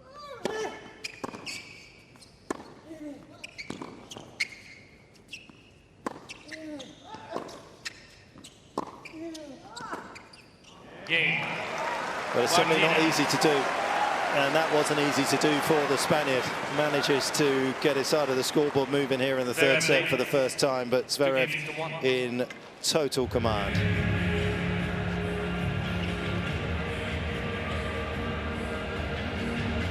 John, you've been away from the game a bit now. Anything you would have liked to have done in your career that perhaps you didn't? Yeah, definitely. I wish I didn't put such an emphasis in my practice sets. For me, throughout my career, I felt as if I needed to win practice sets to feel confident within myself. So I took them very seriously. It was a way for me to build up, you know, that much needed confidence. And I think it hindered my ability to work on areas of my game that needed to be worked on, coming forward, taking balls out of the air. That would have been one of the key takeaways for me. That's interesting, because I tell you, working with Andy Murray at sort of 18, 19, he did not worry about that at all. So I think your hindsight view there is 100% right.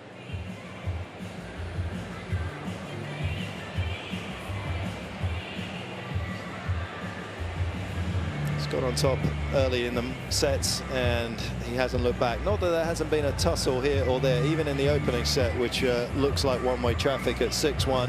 There was still just a little bit of a moment right in the middle of that where Pedro may have got back on serve at least. Will there be one such moment that Zverev has to navigate in this third set?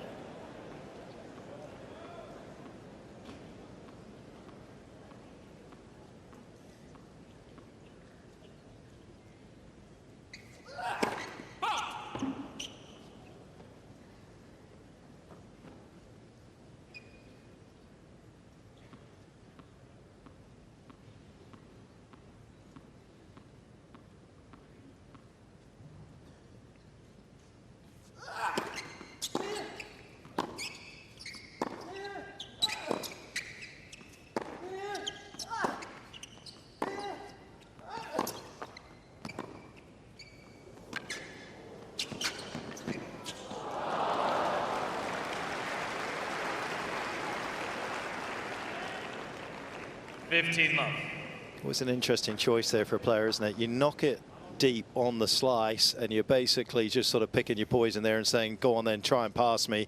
Or you do something like that and take the opponent off the baseline and get into a bit of cat and mouse affair. Yeah, it was crafty from Zverev.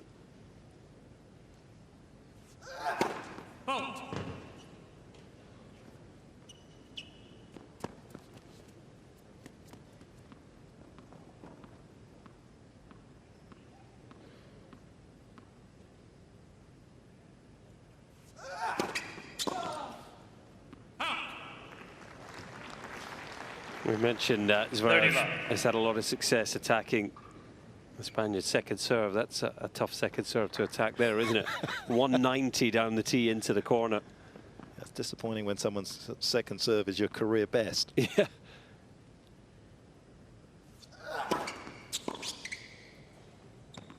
Yeah, Martinez's fastest first serve for the match is 187.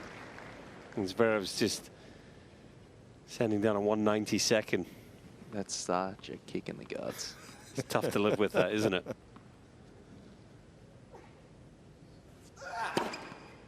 Game, Zverev.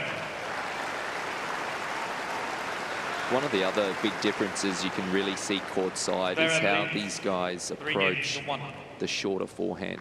Zverev's been so proactive getting up to it and hitting the ball on top of the bounce. So it really suffocates the time that Pedro Martinez has. But because Pedro Martinez is more of a clay courter, he gets up to the short ball, he sets, the ball actually starts dropping, and then he rips it, generating spin with. So Zverev has a fraction second longer, and the ball from Pedro Martinez isn't doing as much penetrative damage.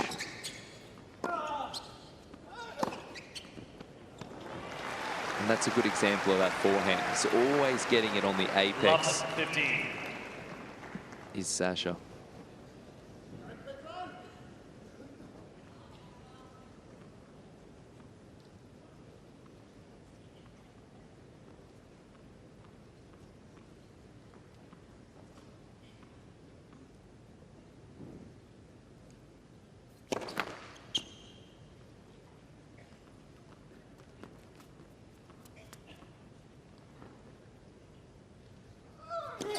Let's.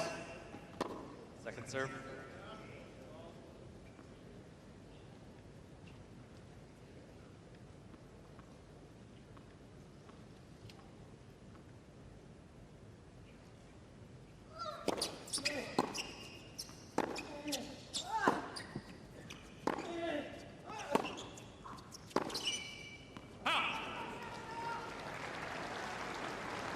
Yeah, and that will feel like a big win for Sasha to see his opponent in that situation, not wanting to drag it cross-court into his forehand and trying to slip it fast down the line into the backhand, because that's not the normal pattern against Zverev.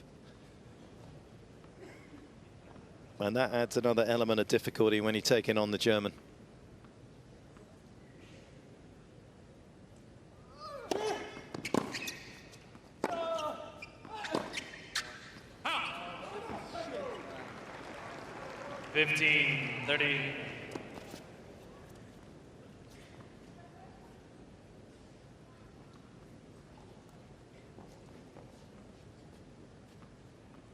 quite a few coaches trialled by Team Zverev. Sort of external influences, if you like.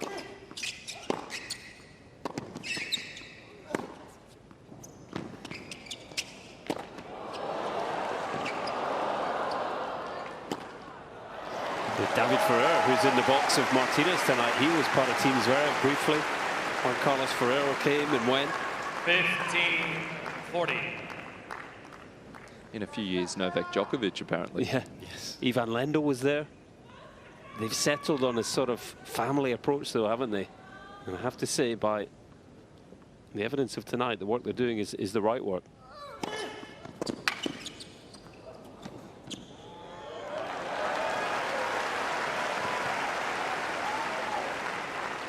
$30-40.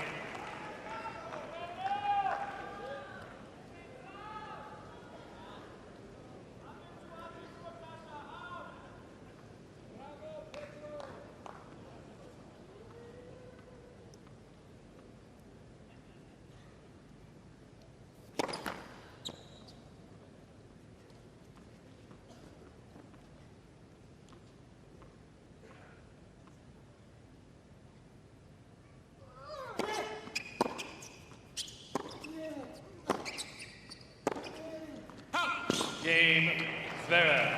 Yeah, when you don't have lethal speed, you got to tug it closer to the confines of the court, and he has just pulled it wide, and Zverev pulls away. 4-1, third set.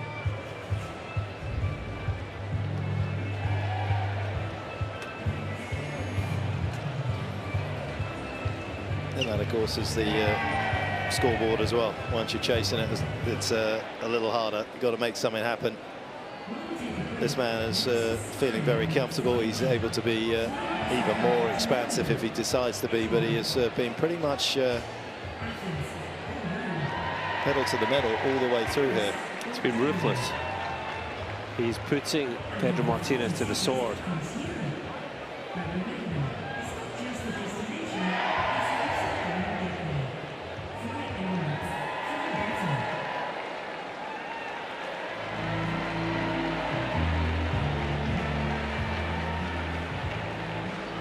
Time.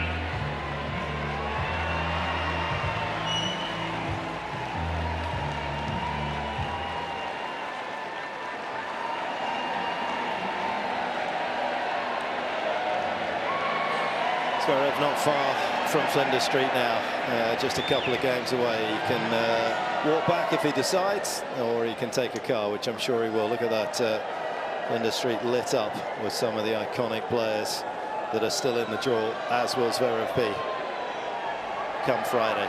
He knows if he was able to see a scoreboard, who he's going to play. Jacob Fernley from Scotland has just got through against Artur Kasu. That is a big win for Fernley. Up to inside the world's top 80, and how swiftly he's managed to do that. Scots are coming. They are coming. 15 left. Andy Murray just retired. Jacob Fernley picking up the baton. Incredible. Playing at such a high level. Amazing to think that, well, the rise that he's had. But also the Australian Open he's having. He played Nick Kyrgios at John Cain Arena. Got to be one of the most incredible experiences of his life, let alone his tennis career. Then he's played on court 6, which here at Melbourne Park now is what I would call the party court. It's got a bar attached to it. You know, it's raucous, it's loud. He's just beaten Cazot on there. And now he's going to play Zverev. That's has to be a big court. Rod Laver, Margaret Court Arena. It's an incredible journey from Fernley.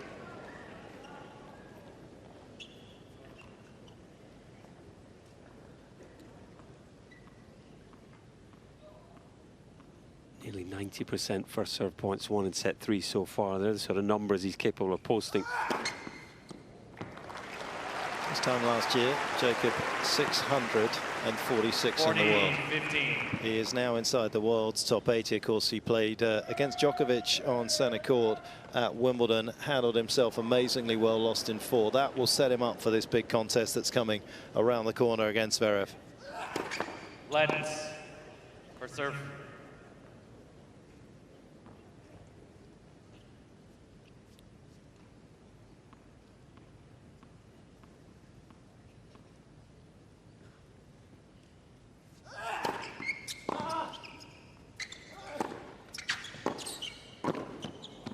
Game.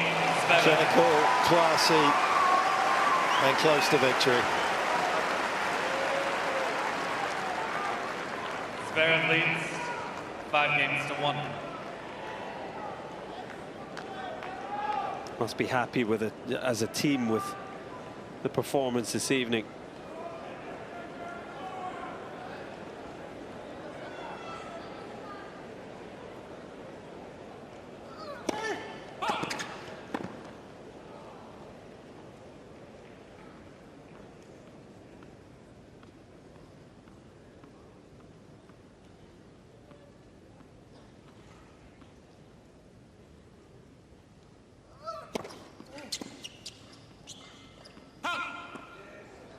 I have to say, the Zverev box are so cool, calm, collected. They give away nothing. If I had played at the level that Zverev is playing at, my box would be up and about and having beers. Party time.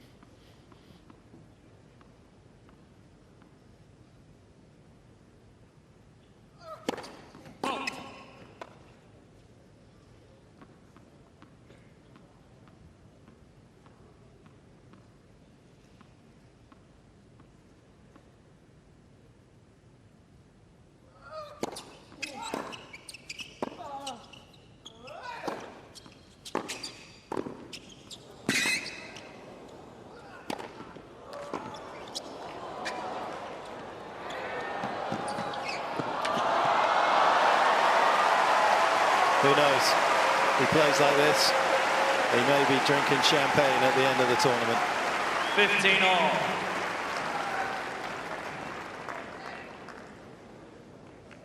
15-all. Always felt that he had this point under control. Just smothering the net for the finish.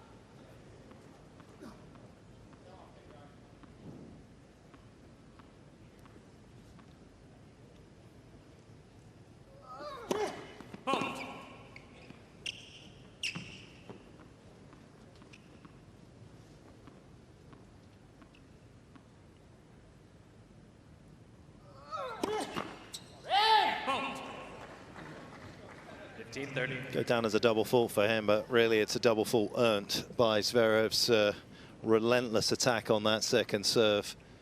Depth, pace, just pushing Martinez back straight away.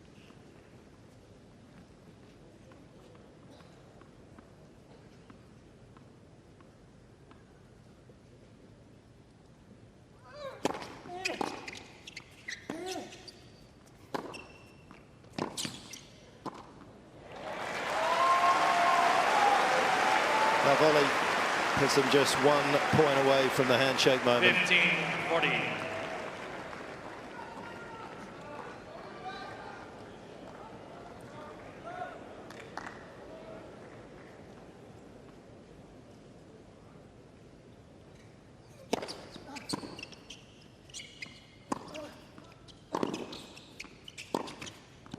Game, set, match with Zverev. Straight sets. 3 sets to love.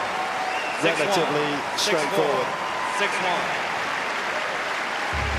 Zverev moves through to the 3rd round. Sophia happy, Ganabor, Saroma, his fitness trainer happy. They will all be gainfully employed tomorrow. Yeah, that was an impressive performance from Alexander Zverev. A statement performance in many ways. Coming into this match on paper, he was big favourite, but there were probably a few ways he could have got himself through this match, but he came out with his foot on the accelerator from the word go and really dominated. Very attacking tennis, very attacking mindset, came to the net, served well. The new racket seems to be adding beef to his game. It's looking good for Zverev. John, it was impressive, wasn't it? Unbelievably impressive by the big German. And you hit the nail on the head, Colin. It was that aggressive mindset. You get the feeling that if he is going on to win this tournament, he's going to have to adopt that throughout, especially when he comes up against one of these young guns.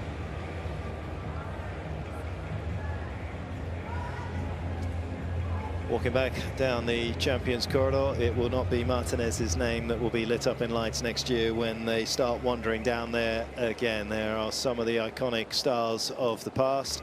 Who knows? This man who's had his eyes on one of the game's biggest prizes for a number of years now may finally get to achieve that here in Melbourne. He's cleared 2 hurdles. And all he's got left of his day's work is to chat to Laura Robson. Sasha, congratulations. Another straightforward win for you to make it to the 3rd round, but it seemed like you were trying to do the things that we saw from the end of the season as well, playing super aggressive, coming forward a lot. Is that just to try and keep these early rounds maybe a bit quicker? We have seen some long matches from you. Yeah, I mean, usually I play 7-6 in the 5th, you know, 6-4 in the 5th, 4.5 hours, entertain you guys a bit. I'm getting older, so I have to maybe shorten things up a little bit, maybe not be as entertaining for you guys, but hopefully I'll be more of that in the later rounds. Yeah, I'm sure the crowd wants to see a lot more of that as well. I'm interested in the conditions as well, because it's now your 2nd night match. What changes for you? What do you change coming even onto the court with your tension, with your rackets? Anything different? I mean, it's the 2nd night match today with the roof closed. I mean, I actually enjoy it. I really like playing night matches here. I think the atmosphere is even better at night. So I really enjoy it. Every time I get the opportunity to come out here during a night session, I try to make the most of it. And hopefully it's not going to be the last one this year. And I'm looking forward to what's going to happen in 2 days' time. I'm sure the tournament organizers are in the office just there if you want to make a request now. The problem is that I think Novak has a bit more power, and probably Carlos as well. So their request goes in first, and then maybe I come 3rd, 4th, 5th, 6th, whatever, and I get the open spots. But if there's an open spot during the night, I'm more than happy to take it. I'm sure they've noted that. We'll see where you are in the pecking order when the schedule comes out in a few days' time. And I don't know if you've seen it in the locker room, I'm sure you have, but there was a trend on the ATP side coming into this tournament that a lot of people were getting haircuts. Carlos Alcaraz got a haircut, he got a buzz cut, Musetti got almost a buzz cut. Where do you stand on this? What are you feeling? I think they're idiots. Grow it out as long as you can. We're all going to be bald at some point, so as long as you're not, just take full advantage of it. I'm sure there's some people in the crowd who've got a mullet. It is a thing here. If you win the tournament, will we see an Aussie mullet? No. Very short and simple. Congratulations through to the 3rd round. Thank you, guys.